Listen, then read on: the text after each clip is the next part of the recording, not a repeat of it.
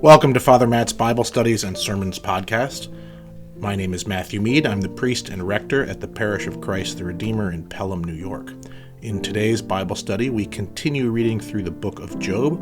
We read chapters 12 through 18. God bless, and I hope you enjoy the Bible study. Almighty God, we give you thanks on this, the feast of the conversion of St. Paul, for being able to get through technological issues and go on the right path. All this we ask through Christ our Lord. Amen. Amen. All right. We are going to jump right in to Job. And we got through chapter 11. And just to give a quick reminder, that was Zophar who was speaking last. And he gave, in summary, I think the best way to sum it up is that God exacts of you less than your guilt deserves. So his feeling was that Job has done more than he's admitting, and all he has to do is, and he called him stupid, if you remember that, and all he has to do is pretty much change his ways. So Job will reply. Let's see how much of his reply it is. All right, let's. I don't know who's on first. JD, you're on the top of my screen. So can you read chapter 12? I think we can probably pull most of this off. Then Job answered, "No doubt you are the people, and wisdom will die with you. But I have understanding as well as you. I am not inferior to you. Who does not know such things as these? I am a laughingstock to my friends. I, who call upon God, and he answered me. A just and blameless man. I am a laughingstock. Those at ease have contempt for misfortune, but it is ready for those whose feet are unstable. The tents of robbers are at peace, and those who provoke God are secure, who bring their God in their hands. But ask the animals, and they will teach you, the birds of the air, and they will tell you. Ask the plants of the earth, and they will teach you, and the fish of the sea will declare to you. Who among all these does not know that the hand of the Lord has done this? In his hand is the life of every living thing, and the breath of every human being. Does not the ear test words as the palate tests food? Is wisdom with the aged and the understanding in length of days? With God are wisdom and strength. He has counsel and understanding. If he tears down, no one can rebuild. If he shuts someone in, no one can open up. If he withholds the waters, they dry up. If he sends them out, they overwhelm the land. With him are strength and wisdom. The deceived and the deceiver are his. He leads counselors away, stripped, and makes fools of judges. He looses the sashes of kings and binds a waistcloth on their loins. He leads priests away stripped and overthrows the mighty. He deprives of speech those who are trusted and takes away the discernment of the elders. He pours contempts on princes and looses the belts of the strong. He uncovers deep things from darkness and brings deep darkness to light. He makes nations great, then destroys them.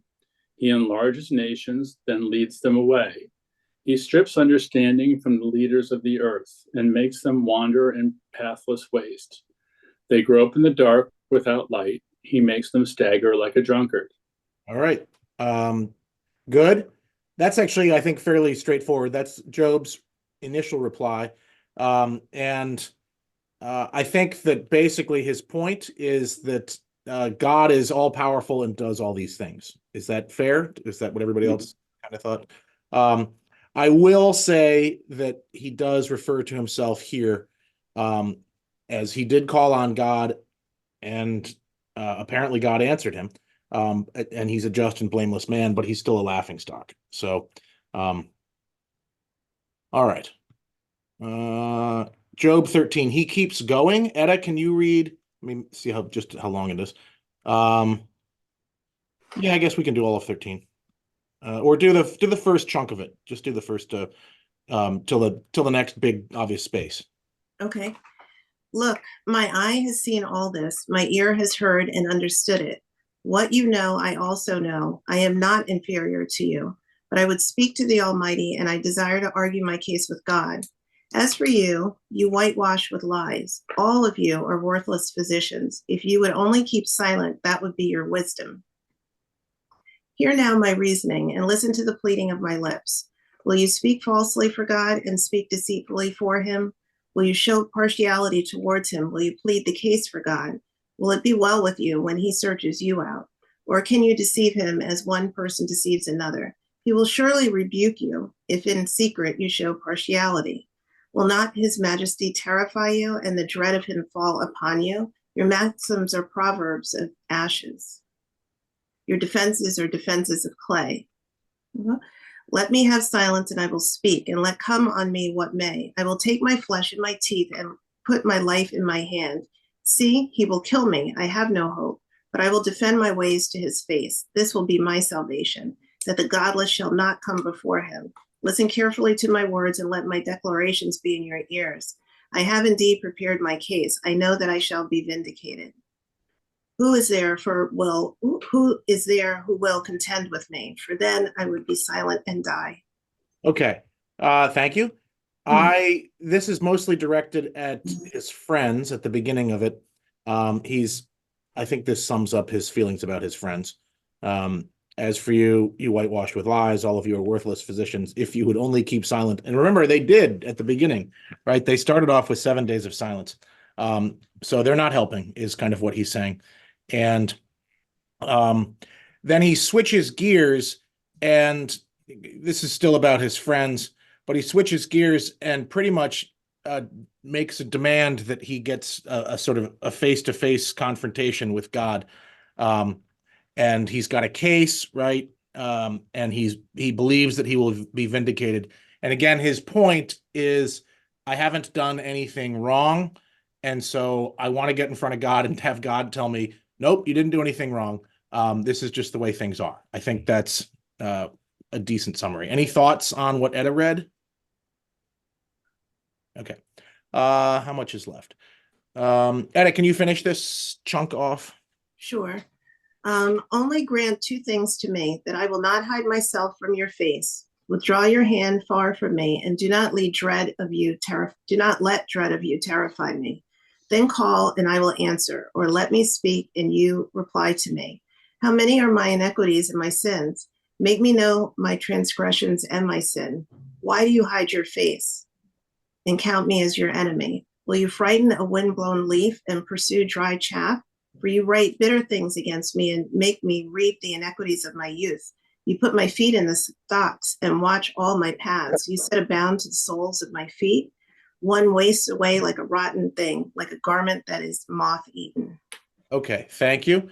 I would say that essentially here what he's saying is more of the same, but it's one thing I think that's important here is the prayer asks for 2 things.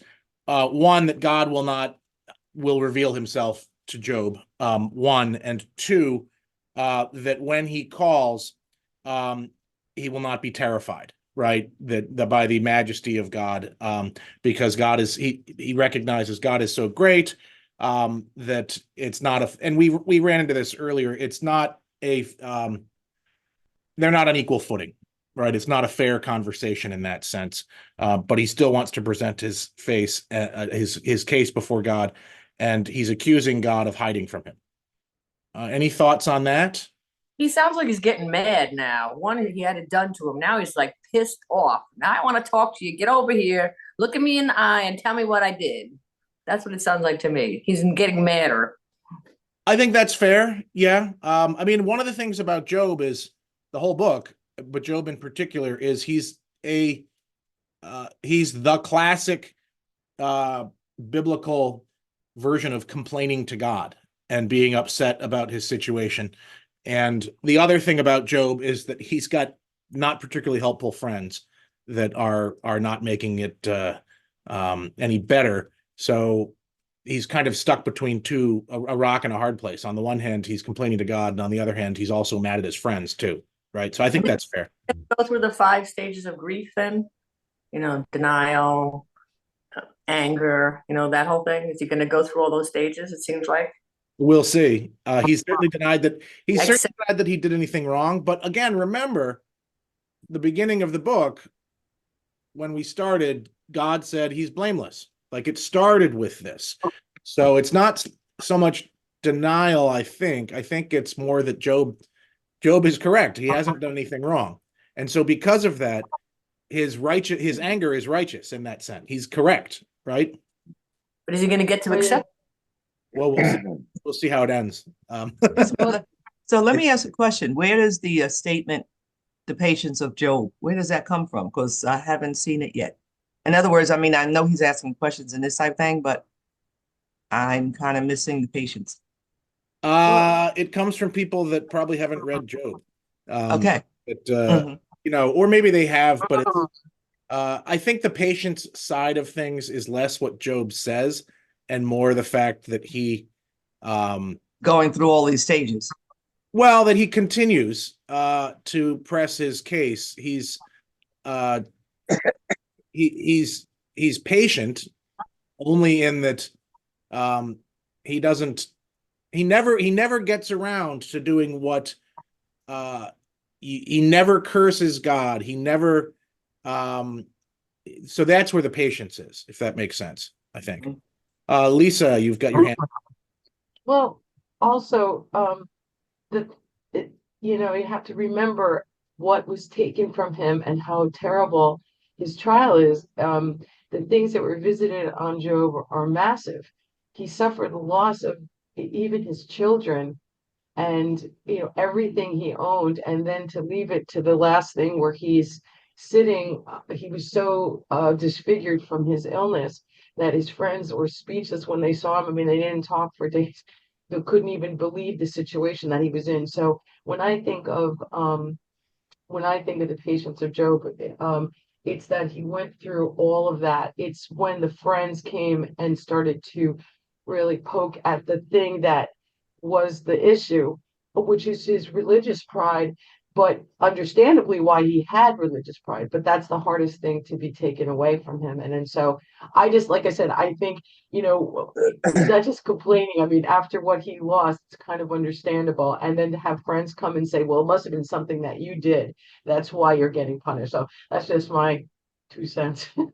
You're absolutely correct. And the thing about it is his friends, it basically is a conversation. The whole book is essentially a conversation between Job is saying, I think correctly, all these terrible things have happened to me. There's no reason for this. I didn't do anything wrong.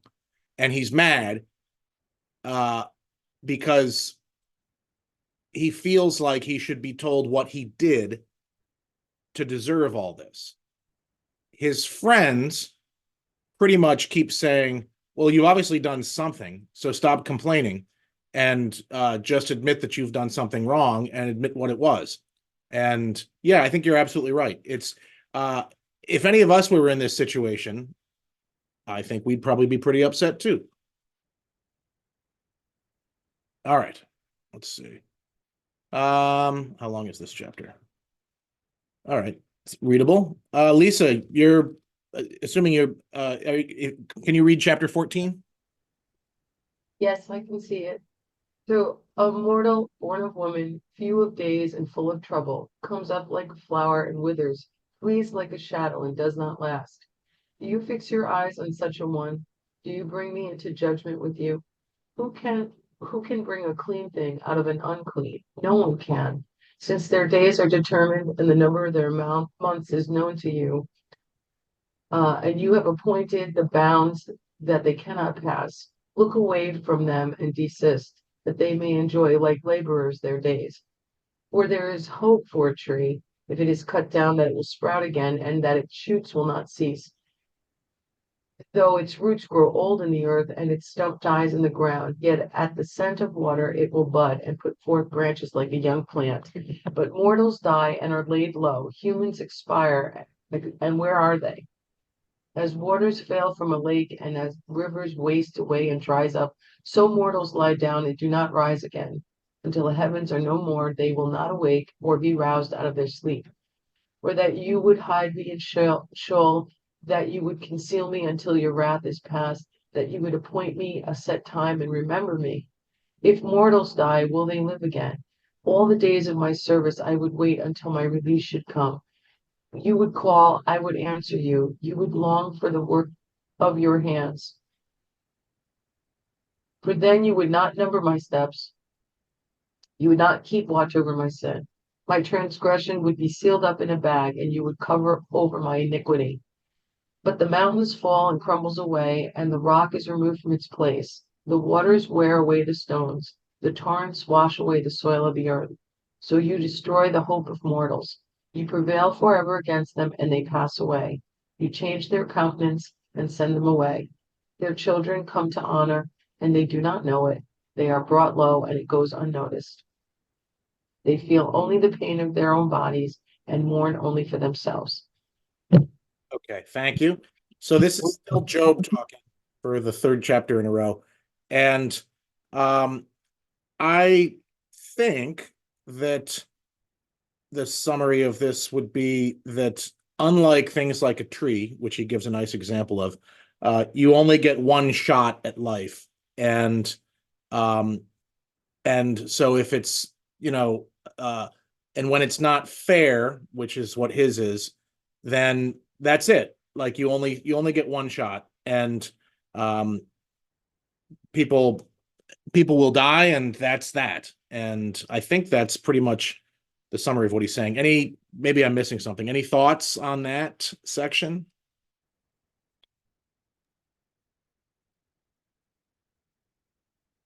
Okay. For the record, at least in this passage, there's no sense of resurrection. That's not really a Job concept. That's more of a New Testament concept and a Daniel concept. But all right. All right, now we get one of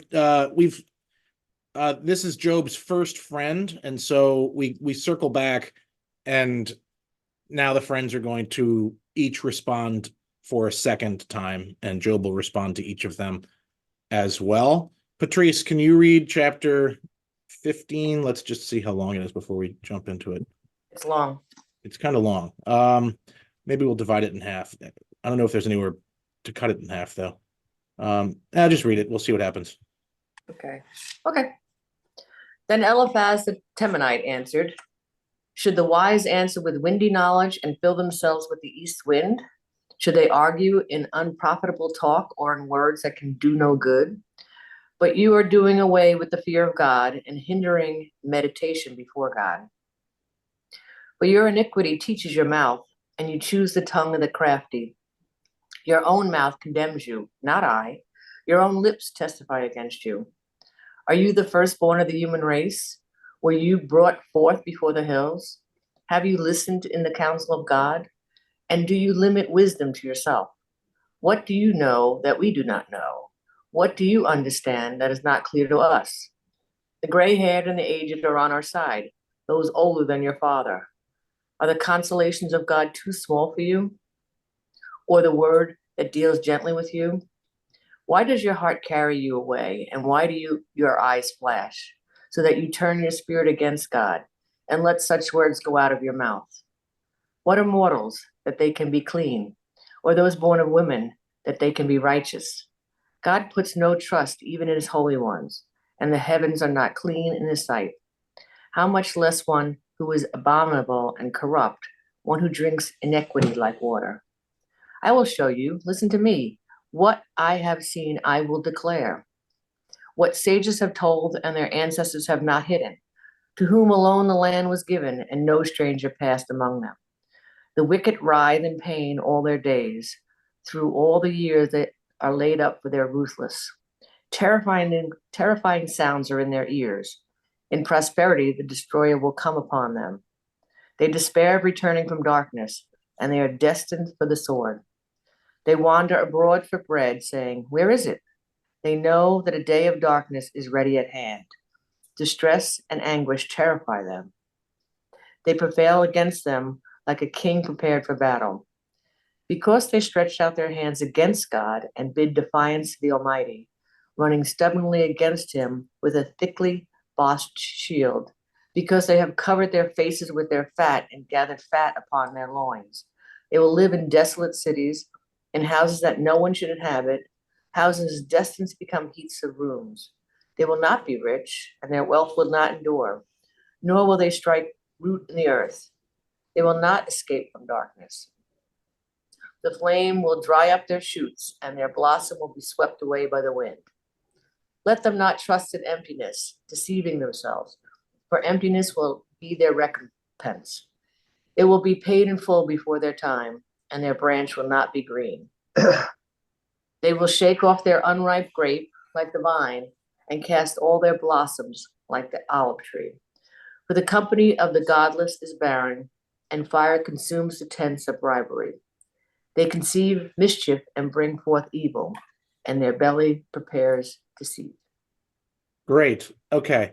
You can see from Job's response what he's going to say, but Eliphaz, the Temanite,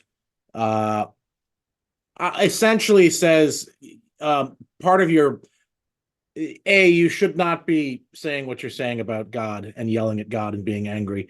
And he just reverts back to what he said earlier, essentially. We know from of old that nobody is perfect, and you certainly are not perfect. And so bad things happen to bad people is primarily what his argument continues to be.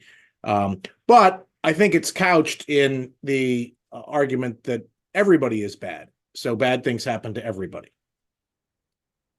That make sense? Okay. All right. Any thoughts on that? Okay. Barbara, you're there. Can you see the screen enough to read it? Yes, I can. My brother and sister-in-law are listening in as well. Oh, okay. Let me just see how long this chapter is. Okay. Okay, it's not that long, but okay. So can you read chapter 16, please? Yes. Job reaffirms his innocence. Then Job answered, I have heard many such things. Miserable comforters are you all. Have windy words no limit, or what provokes you that you keep on talking? I also could talk as you do if you were in my place. I could join words together against you and shake my head at you. I could encourage you with my mouth, and the solace of my lips would assuage your pain. If I speak, my pain is not assuaged, and if I refrain, how much of it leaves me? Surely now God has worn me out. He has made desolate all my company, and he has shriveled me up, which is a witness against me. My leanness has risen up against me, and it testifies to my face. He has torn me in his wrath and hated me. He has gnashed his teeth at me. My adversary sharpens his eyes against me. They have gaped at me with their mouths. They have struck me insolently on the cheek. They mass themselves together against me. God gives me up to the evil and casts me into the hands of the wicked. I was at ease, and he broke me in two. He seized me by the neck and dashed me to pieces. He set me up as his target. His archers surround me. He slashes open my kidneys and shows no mercy. He pours out my gall on the ground. He bursts upon me again and again. He rushes at me like a warrior. I have sewed sackcloth upon my skin and have laid my strength in the dust. My face is red with weeping, and deep darkness is on my eyelids, though there is no violence in my hands, and my prayer is pure. O earth, do not cover my blood. Let my outcry find no resting place. Even now my witness is in heaven, and my advocate is on high. My friends scorn me. My eye pours out tears to God, that he would maintain the right of a mortal with God, as one does for a neighbor. for when a few years have come, I shall go the way from which I shall not return. Great. Okay. I think that's fairly self-evident. I will only say an aside on something. I went to college in Chicago, and you probably know it's the Windy City. And I was told that it's the Windy City because the aldermen and the politicians are so long-winded when they speak, that the Chicago is windy because everybody talks too much in Chicago. And that's pretty much what he says about his friends. They won't be quiet, and it's not helping again. And then I think he recognizes that he's going through all this terrible stuff, and it's because God has done this to him. And God has, he says, I was at ease and he broke me in two. He seized me by the neck and dashed me to pieces. But at the end of it, he does say that, I've done the right, theoretically, I've done the right things in terms of this. I've put sackcloth on, I'm weeping, I'm mourning, and yet, I didn't do anything wrong. My prayer is true. And then at the end, he says, even though my friends scorn me, he still looks to God, who is going to redeem him. And you may remember that from later in the book, if you've ever read Job, that God eventually does show up and advocates for him and redeems him. But so I think that summarizes that. Any thoughts on that section? So in the beginning of Job, he's asking, like, why is this happening to me? But by this point, he literally says that God has targeted him. He no longer thinks, clearly he doesn't think it's anything with him. He just now knows that God has targeted him for some obscure reason. Yes. And is he right? Based on the beginning of the book? Yeah, he's right. He's being tested. He wasn't targeted. He's being tested. Well, is he being? I'm not sure he's being tested. I think that I think what God starts off at the beginning with the thing with the Satan and that sort of conversation is that God is confident that Job is righteous, and Satan says, well, but he's been healthy, wealthy, and prosperous in every way. Take away all that, and it didn't work. God was right. Job is still righteous, and so now let's afflict his body, and then we go into this, and so if it is a test, I don't know well, if he's being tested by the Satan, not really God. God's pretty, right. God's confident in what he believes, but Satan is like, well, let's just see if you're right. Right. Well, which goes back to this whole business of who's he being targeted by? If, is it God is letting it happen. Mm-hmm. But God is not necessarily the one doing it. There's a balance there. Okay. Yeah, not necessarily. But the arguments throughout the entire thing that Job has made and God will make when God shows up later is is God is in charge of everything, and how can you know how complicated everything is? But it's I don't know. I don't have I don't think you're I don't know. I'm not sure if he's being tested or not. If he's being tested, it's being tested by the So is this kind of like what this, to me, the book of Job, often I think of it as this is what happens if you don't have the protection of God, right? If Satan is allowed to be unleashed on humanity, this is what we're left with, just this constant provocation and, terrible world. I don't know. Yeah, I think that's fair. It's I do think that the bulk of it is an attempt to grapple with Satan and God doing things or not doing things, and more with why do bad things happen to righteous people. His friends, make it pretty clear that they think everybody is not righteous, and therefore bad things happen to everybody because of that. And that's, I'm not sure. And Job's argument is, well, that's not true because I am righteous. He's certainly self-righteous too, but he is righteous. So, all right, JD, yes. Well, aren't his friends actually? I mean, I think his friends are saying, you know, everybody's somewhat bad, but you must have done something really bad, right? Because look at everything that's happening to you. I mean, and figure it out and face up to it. I think, right? yeah, I do think they're saying that, that, and it gets into their mindset that, if you pursue that logically, then their way of thinking is really bad things happen to really bad people, Right. right? It's a scale. The worse you are, the worse that will happen to you. And in that, I think that's terrible in terms of theology, but that's the judging, punishing God that exacts exactly what you deserve.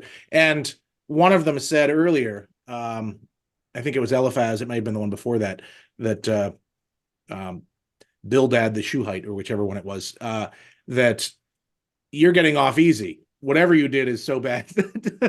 Yeah. Right. Yeah. Yep. It raises, are these really his friends, or are they just, you know?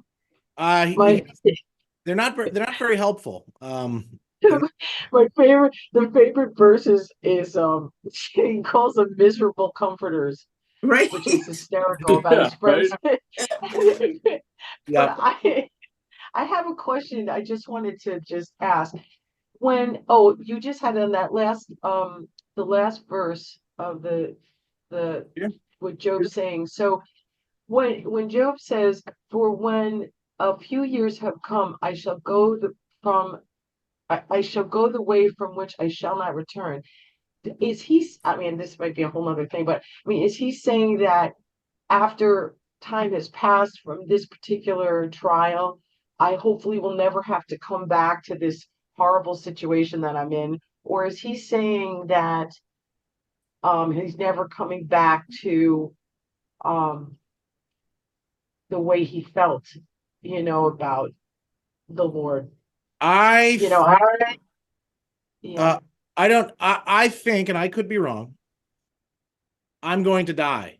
I Yeah, think that's what I thought That's too. what I thought. yeah, I think I'm going to die.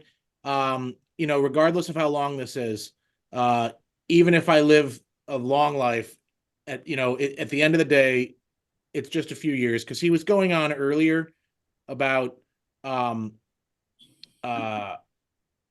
where was it? Was this the one with the tree, or was that earlier? When he was talking about Sheol. Yeah, That's back. That was back one, wasn't it? Show. was it the same? I can't remember. No, I think it's one verse back. Well, my read of this is that, because he's been talking about this earlier, is that everybody dies. I'm going to die, and that will be that.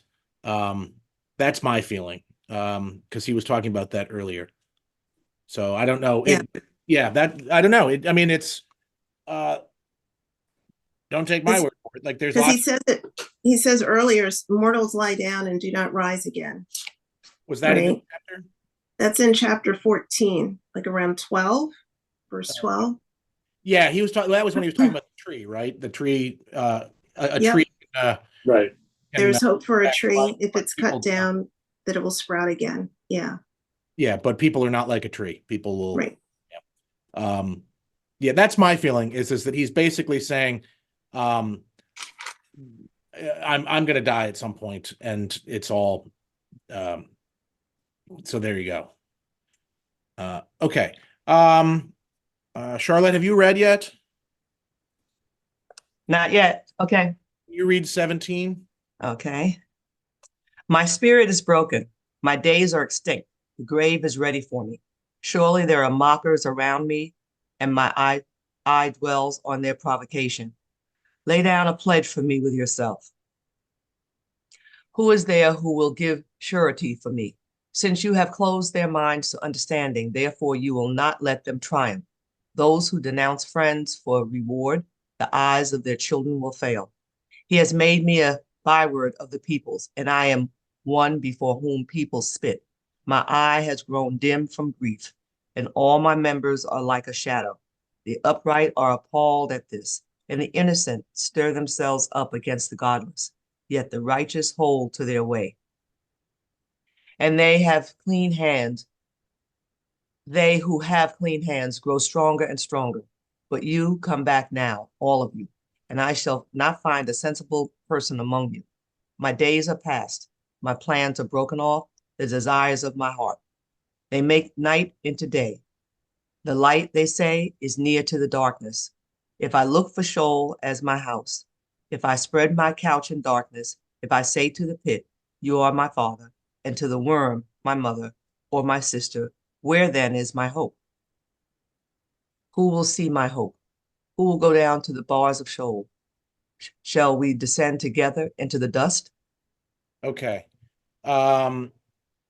I just think he's despondent. And this section says he's praying for relief, but I didn't see much of a prayer for relief in there. What I see is he's broken and he's going to die. It's unclear what, to me at least, what he's talking about with this section where the upright are appalled at this and the innocent stir themselves up against the godless. Yet the righteous hold their sway, and they have and they who have clean hands grow stronger and stronger. It's not clear. I'm guessing that he's looking around at other people who seem to be prospering, and they are righteous. I don't know. I thought he was talking about his friends. You know, his friends are being kind of, don't you think his friends are being kind of righteous in this whole thing? You know, Yeah, I don't know. You're the one who's, you know, it's kind of like, I saw it kind of as a, you know, the fire and brimstone preacher kind of thing. You know, you've done something wrong. You know, God's come to get you for what you've done wrong. We, you know, who've led good lives are all, you know, taken care of. Yeah, and also in verse 8, the upright are appalled at this, and the innocent stir themselves up against the godless. I almost think it needs, like in today's vernacular, that they would put quotations. So the upright, put the quotes over upright, are appalled at this, and the innocent, who's happy to say, stir themselves up against the godless, and put the quotes on godless as if they're saying, yeah, Job's godless. Yeah. And they're upright, and they're innocent, and they're appalled, and they stir themselves up against the godless, meaning that they view Job as godless. That's just my take on that. That's what I thought too. Yeah. So you read it as sarcasm, essentially. Is that fair? Right. He's saying you guys are saying that, you're all disgusted by what you're seeing, and you're, saying all this stuff. And then he's saying it, but then again, in the next one, he says, the righteous hold to their way. But he's so despondent at this point that he's just ready to just give up. Right. And so when he's speaking, the difference between the upright, right, and the righteous, like what in his mind is the difference between the two words, the two descriptions of people? I think that goes to your point, Lisa, about the sarcasm of calling somebody upright as opposed to righteous. I'm okay with that. I don't know. I don't know if it's sarcastic or not. That certainly makes sense of it, because I didn't quite understand exactly what he was talking about. And doesn't he just want to die? Isn't that what he wants in the end? He does just want to die. That's his. I think this is the saddest chapter we've read. This is he said. Right. Yeah.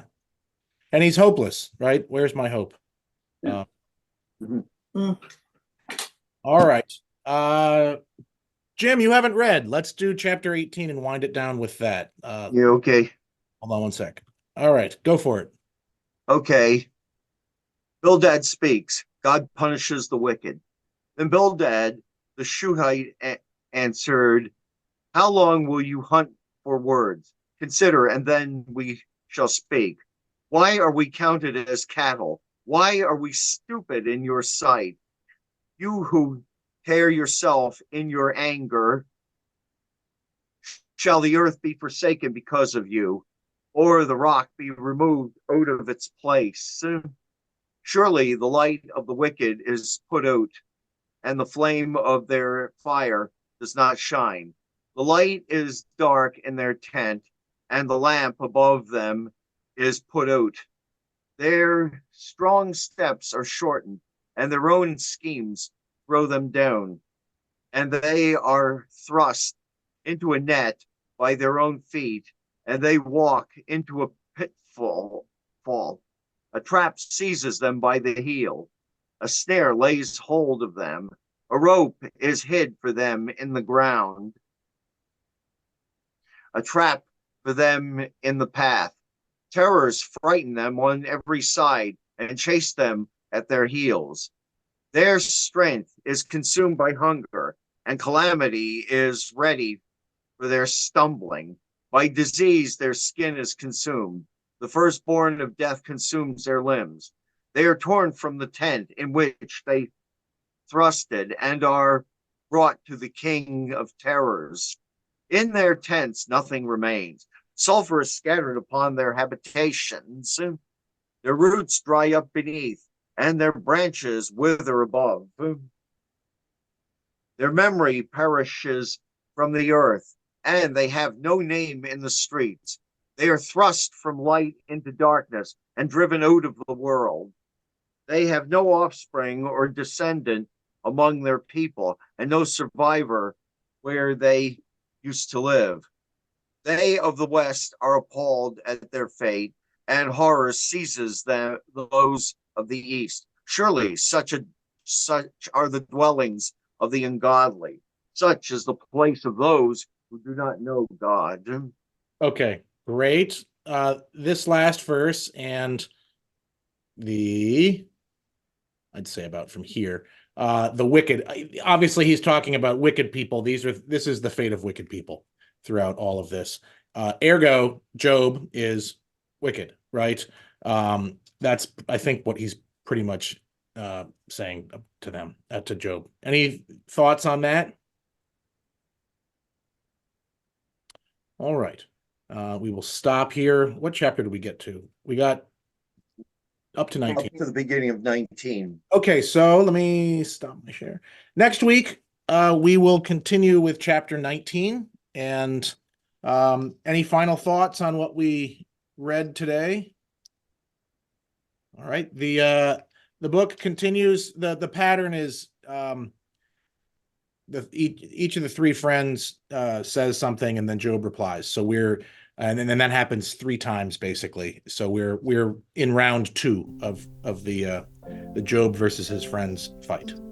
All right. God bless. Talk to you later. Okay, thank you. Thank you so much. You're welcome. Bye-bye. Thank you for listening today. If you are interested in subscribing, please do on our podcast. And you can also find all of our Bible studies and other church videos on our YouTube page at YouTube/C/Christ Church Pelham. Or you can just look for it. Christ Church Pelham on YouTube. God bless and take care.